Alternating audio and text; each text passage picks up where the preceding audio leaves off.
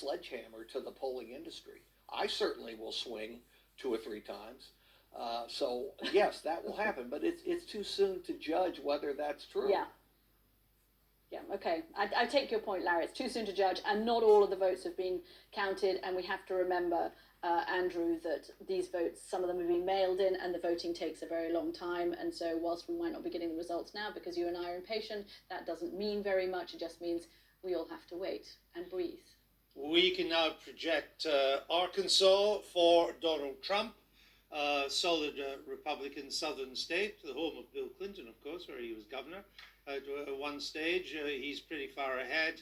Only 13% of the vote counted, but those that have been counted are pretty representative, and that means that Arkansas stays in the Republican camp.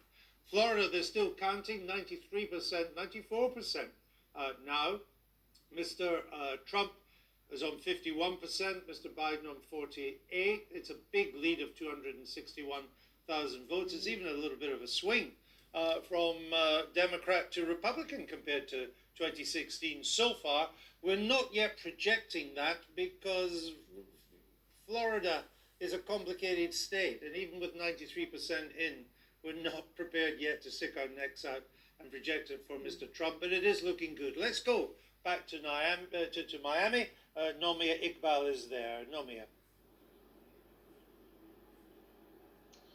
Yeah, I don't think it was going to be that easy, was it? I'm sure the Democrats would have loved to have won Florida because if they had, they would have delivered that first round knockout punch to Donald Trump. Joe Biden's path to the White House would have been much smoother. But I'm here in Miami-Dade, and what could have possibly gone wrong? Well, I think if you look at the Cuban-American population, particularly here in Miami, they make up nearly half of it.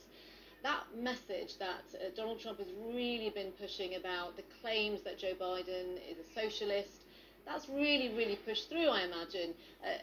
Earlier in the month, last month, I was here, there was a bus tour that Donald Trump Jr. did around Florida, calling the Democrats socialists and communists, and that kind of thing really sends alarm bells firing up for Cuban Americans. Not for all of them. I spoke to one woman outside a polling station on the last day of in-person voting, and she said to me, actually, I'm scared of Donald Trump.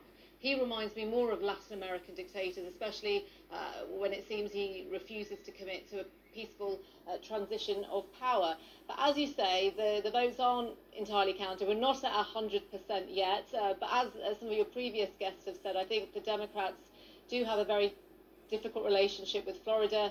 And so if Joe Biden doesn't win here, they will be looking to the Rust Belt. Okay, Nomia, thanks for that.